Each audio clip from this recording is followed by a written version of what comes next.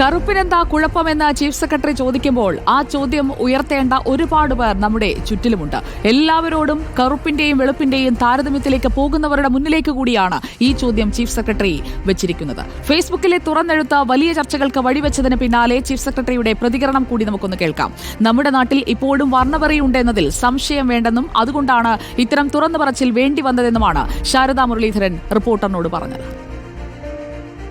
Actually കൂടുതലും ഈ ഒരു വർക്കിൻ്റെ ഒരു കമ്പാരിസണിൽ ഉള്ളൊരു ഇറിറ്റേഷനാണ് ഉണ്ടാവുന്നത്. പിന്നെ പക്ഷേ അതിനെ റാപ്പ് ചെയ്യുന്നത് നിറത്തിൻ്റെ ഒരു പരിവേഷം കൊണ്ടാണ് എന്ന് വന്നപ്പോഴത്തേക്കും അതിനെ തന്നെ നമുക്ക് ഒന്ന് ചോദ്യം ചെയ്യേണ്ടതായിട്ടുണ്ട് എന്ന് വെച്ചിട്ടാണ് രാവിലത്തെ ഒരു ഇത് ഇട്ടത്, പോസ്റ്റ് ഇട്ടത്. പക്ഷേ അത് കഴിഞ്ഞിട്ട് ഞാൻ അത് വിഡ്രോ ചെയ്യുകയും ചെയ്തു. പിന്നീട് തോന്നി ഇല്ല, ഇതിനപ്പുറത്ത് ഒരു കഥയുണ്ട്. നമ്മൾ നിറത്തിനെ നമ്മൾ എങ്ങനെ കാണുന്നു, ഈ നിറം, കറുപ്പ് എന്നുള്ളൊരു സങ്കല്പം നമ്മുടെ ജീവിതത്തിൻ്റെ എന്തെല്ലാം ഭാഗങ്ങളെ അത് ബാധിക്കുന്നു എന്നുള്ളത് അത് നമുക്ക് ചർച്ചയ്ക്ക് കൊണ്ടുവരണം. ഞാനല്ലെങ്കിൽ ആര്? എനിക്ക് പറയാൻ പറ്റുന്നത്, എനിക്ക് കിട്ടുന്നൊരു ട്രാക്ഷൻ വാസ്തവത്തിൽ ഉപയോഗിക്കേണ്ടുന്നൊരു സമയം കൂടിയല്ലേ, ഒരവസരമല്ലേ എന്ന് തോന്നി. ഇപ്പോൾ പറഞ്ഞതുപോലെ നിറത്തിന്റെ പേരിൽ വാക്കുകൊണ്ട് നേരിട്ട വേർതിരിവ് തുറന്നു പറഞ്ഞ ചീഫ് സെക്രട്ടറിക്ക് ബിഗ് സല്യൂട്ട് നൽകുകയാണ് കേരളം. ഫേസ്ബുക്ക് കുറിപ്പിന് പിന്തുണയുമായി രാഷ്ട്രീയ ഭേദമന്യേ നേതാക്കൾ രംഗത്തെത്തി. സാമൂഹ്യ സാംസ്കാരിക മേഖലയിലെ പ്രമുഖരും ശാരദാ മുരളീധരന് വലിയ പിന്തുണയാണ് നൽകുന്നത്. വർണ്ണവിവേചനവുമായി ബന്ധപ്പെട്ട ചർച്ചകളാൽ സജീവമാണ് സമൂഹ മാധ്യമങ്ങളും. ആദിൽ പാലോട് നമുക്കൊപ്പം എത്തുന്നു തിരുവനന്തപുരത്ത് നിന്ന്.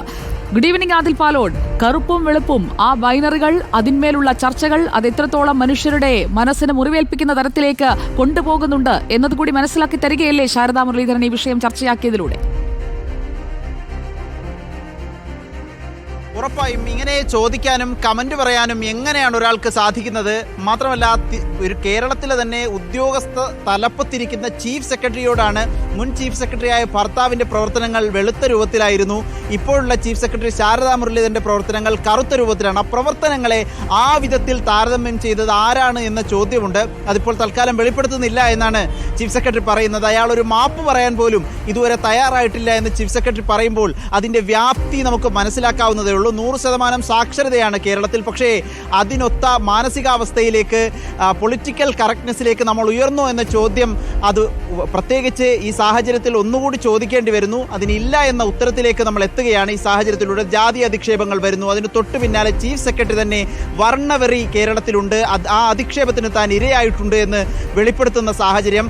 മാത്രമല്ല, കേരളത്തിൻ്റെ തന്നെ ആ പ്രതികരണത്തിൽ നമ്മൾ കേൾക്കുന്നുണ്ട്. അതിനു മുൻപ് എഴുതിയ കുറിപ്പിൽ വ്യക്തമാകുന്നുണ്ട് സുജയ. 4 വയസ്സുള്ള ഒരു പെൺകുട്ടി ചോദിക്കുകയാണ്, അമ്മയുടെ ഗർഭപാത്രത്തിലേക്ക് എന്നെ മടക്കിയിട്ട് ഒരു വെളുത്ത് സുന്ദരിയായ ഒരു കുഞ്ഞാക്കി പുറത്തേക്ക് തരുമോ എന്ന് ചോദിക്കേണ്ട സാഹചര്യം. പക്ഷേ ഒരു ശുഭസൂചന കൂടി ആ പോസ്റ്റിലും പ്രതികരണത്തിലുമൊക്കെ ഉള്ളത്. പുതിയ തലമുറ മാറുകയാണ്, മക്കളാണ് കറുപ്പിന് അഴകുണ്ട് എന്ന് ബോധ്യം വരുന്നത്. അവരുടെ ആ പ്രതികരണത്തിൽ, അവരുടെ ആ മനോഭാവത്തിൽ താൻ ജീവിക്കുകയാണെന്നാണ് ശാരദാ മുരളീധരൻ പറഞ്ഞു വെക്കുന്നത്. സമൂഹം ചർച്ച ചെയ്യേണ്ട വിഷയമാണ് എന്ന് കൃത്യമായി കേരളമായതുകൊണ്ട് ഇത്രയും ശ്രദ്ധ കിട്ടി തന്റെ വാക്കുകൾക്കെന്നാണ് റിപ്പോർട്ടറുമായി സംസാരിക്കുമ്പോൾ ചീഫ് സെക്രട്ടറി ശാരദാ മുരളീധരൻ പറഞ്ഞത്.